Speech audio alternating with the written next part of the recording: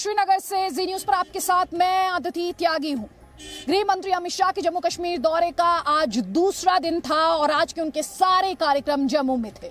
जम्मू में उन्होंने IIT campus का उद्घाटन किया और जनसभा के मंच से उन्होंने विकास की बात की, विश्वास बहाली की बात की और साथ ही विपक्ष पर वार भी किया।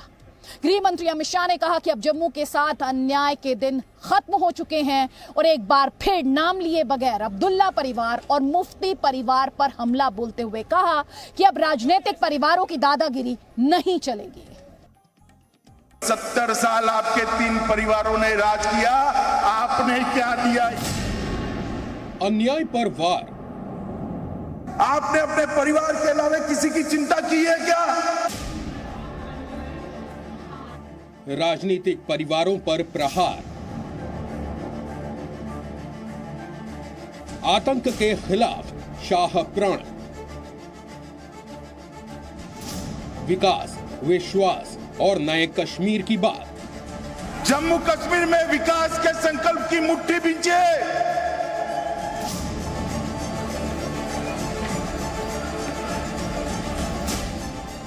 सिर पर भगवा और हाथ जोड़कर पूजा कर रहे ये हैं गृह मंत्री अमित शाह। रविवार को गृह मंत्री अमित शाह जम्मू के डिगियाना गुरुद्वारे पहुंचे। यहां उन्होंने जम्मू कश्मीर के सुख शांति के लिए प्रार्थना की। उनके साथ जम्मू कश्मीर के उप राज्यपाल मनोज सिन्हा और पीएमओ में राज्य मंत्री जितेंद्र सिंह भी मौजूद थे। रविवार को गृह मंत्री अमित शाह के जम्मू कश्मीर दौरे का दूसरा दिन था। गुरुद्वारा जाने से पहले अमित शाह ने आईआईटी जम्मू के नए कैंपस का उद्घाटन किया और संस्थान के तीसरे चरण की आधारशिला भी रखी। उद्घाटन और शिलान्यास के बाद गृह मंत्री अमित शाह ने जनसभा के मंच से आतंकवाद, अन्याय और परिवारवाद पर प्रहार किया।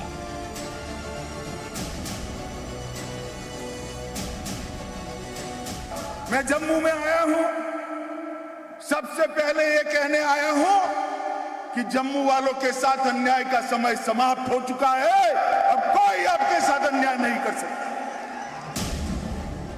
गृह मंत्री अमित शाह ने जनसभा के मंच से गांधी परिवार, मुफ्ती परिवार और अब्दुल्ला परिवार का नाम तो नहीं लिया, लेकिन इशारों ही इशारों में 3 राजनीतिक परिवारों पर जम्मू कश्मीर को विकास से दूर रखने के आरोप जरूर लगाए।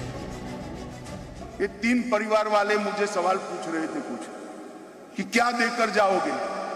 भाई मैं तो हिसाब लेकर आया हूं, क्या देकर जाएंगे बताता भी हूं, मगर 70 साल आपके 3 परिवारों ने राज किया, आपने क्या दिया इसका हिसाब लेकर आओ भाई। जम्मू कश्मीर की सरकार आपका हिसाब मांगे।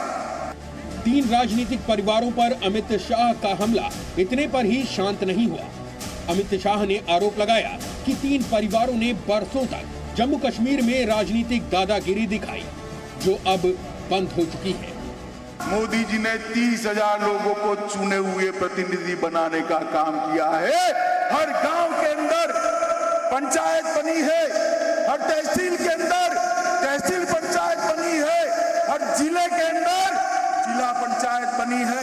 अब ये 3 परिवारों की दादागिरी नहीं चलेगी। मैं बताता हूं, मेरा पंच सरपंच भी भारत क्या सरकार का मंत्री बन सकता है, जम्मू कश्मीर का मुख्यमंत्री बन सकता है। अमित शाह ने उन लोगों को भी चेतावनी दी जो जम्मू कश्मीर के विकास में अड़ंगा लगाने की कोशिश कर रहे हैं। जम्मू कश्मीर की शांति में खलल लगाने वालों को हम कभी सफल नहीं होने देंगे, इस बात का विश्वास है। जम्मू कश्मीर से अनुच्छेद 370 हटने के बाद अमित शाह पहली बार जम्मू कश्मीर के दौरे पर आए हैं। शनिवार को श्रीनगर के बाद रविवार को अमित शाह जम्मू में थे। गृह मंत्री ने अनुच्छेद 370 और 35 से हटने के बाद जम्मू कश्मीर में आए बदलाव का जिक्र करके विपक्षी पार्टियों को भी करारा जवाब दिया। 5 अगस्त 2019 को मोदी जी ने एक ऐतिहासिक निर्णय किया। सालों से एक अन्यायी धारा को खत्म किया, 370 और 35 से हटी और जम्मू और कश्मीर के लाखों लाखों नागरिकों को अपने अधिकार प्राप्त हुए। भारत के संविधान के सारे अधिकार मेरे गुर्जर भाइयों और पहाड़ियों को मिलने वाले हैं, कोई रोक नहीं सकता। जम्मू के मंच से विपक्षी दलों पर अमित शाह ने प्रहार किया तो विपक्षी दलों ने भी केंद्र सरकार को घेरने की कोशिश की। हमको तो कोई खास उम्मीद है नहीं, बिकॉज मैं आपको ये बताता चलूँ, आज के दिन आज डीजल का रेट जो है 100 से ज़्यादा हो गया है। तो जब तक आप इन चीज़ों को एड्रेस नहीं करेंगे तो बाकी सब बेमाने हो जाता है। जम्मू कश्मीर के लोगों को ज़्यादा कुछ उम्मीदें वाबस्ता नहीं है, क्योंकि हमने माजी में देखा है कि पोलराइजेशन जम्मू कश्मीर में कैसे हुई, बिल्कुल उस मुल्क में कैसे हुई। हमने देखा कि कैसे यहाँ की पॉलिटिकल पार्टीज को तोड़ा जा रहा है। इन चीज़ों से बिल्कुल मुझे लगता है कि बर्बादी के सिवा कुछ नहीं होगा। अनुच्छेद 370 हटने के बाद जम्मू कश्मीर में विकास की नई कहानियां लिखी जा रही हैं। जम्मू कश्मीर डेवलपमेंट के नए हाईवे पर फर्राटा भर रहा है। इतना ही नहीं, राज्य में आतंकी घटनाएं भी कम हुई हैं। यही वजह है कि आतंकी संगठन बौखलाहट में है और पिछले दिनों कई आम नागरिकों को निशाना बनाया है। लेकिन सरकार और सुरक्षा बलों ने आतंकवादियों के खिलाफ एक्शन लेकर ये संदेश दे दिया है कि अब कश्मीर में आतंकवाद की नहीं, सिर्फ लोकतंत्र और विकास की बात होगी। जम्मू से राजू केरनी के साथ ब्यूरो रिपोर्ट, जी मीडिया।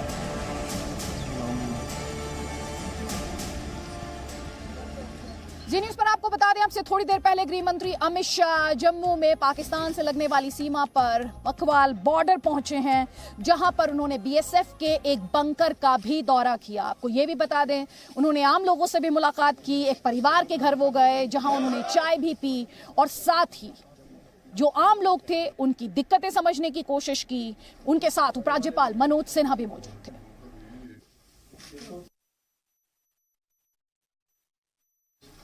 बड़े वाले भी हैं सर, कम्युनिटी वाले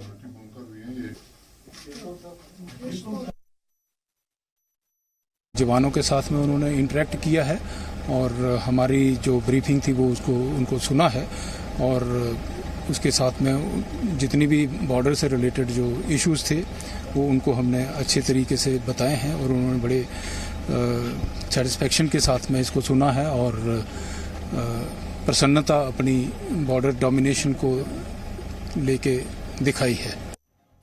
जम्मू कश्मीर में आतंकवाद के खिलाफ लड़ाई निर्णायक दौर में पहुंच चुकी है और इस लिहाज से गृह मंत्री का यह दौरा काफी अहम। अक्टूबर के महीने की ही बात की जाए तो टारगेटेड किलिंग की गई है और 11 आम नागरिकों को निशाना बनाया गया है, जिसके बाद से आतंकियों को भी चुन चुन कर मारा गया है, आतंक का खात्मा किया गया है। तो गृह मंत्री की ये विजिट, गृह मंत्री का ये दौरा सुरक्षा के लिहाज से और अल्पसंख्यकों में विश्वास बहाली के लिहाज से काफी अहम है।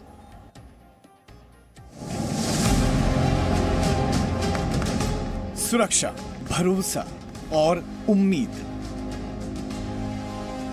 गृह मंत्री अमित शाह के जम्मू कश्मीर के दौरे को इन्हीं 3 शब्दों से आसानी से समझा जा सकता है। शनिवार को जम्मू कश्मीर के दौरे पर पहुंचे गृह मंत्री अमित शाह के लिए ये दौरा काफी ज्यादा अहम है, क्योंकि उनका ये दौरा ऐसे वक्त में हो रहा है जब जम्मू कश्मीर में आतंकी घटनाएं बढ़ी हैं और कश्मीर के लोग सरकार से आतंक के खिलाफ निर्णायक लड़ाई की उम्मीद लगाए बैठे हैं।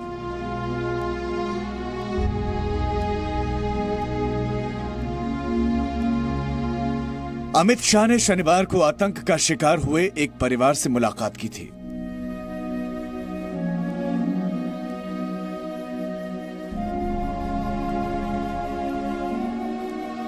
ये परवेज अहमद का परिवार है। आतंक ने इन्हें जीवन भर ना भूलने वाला जख्म दिया है।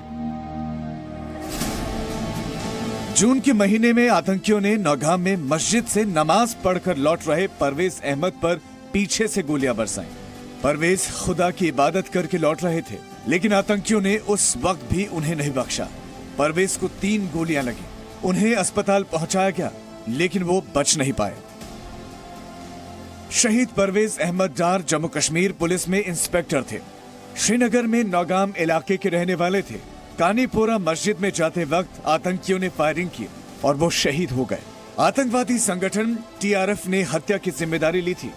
शहीद परवेज के परिवार से मुलाकात का मकसद उस परिवार को ये भरोसा दिलाना था कि अब आतंक और बर्दाश्त नहीं किया जाएगा।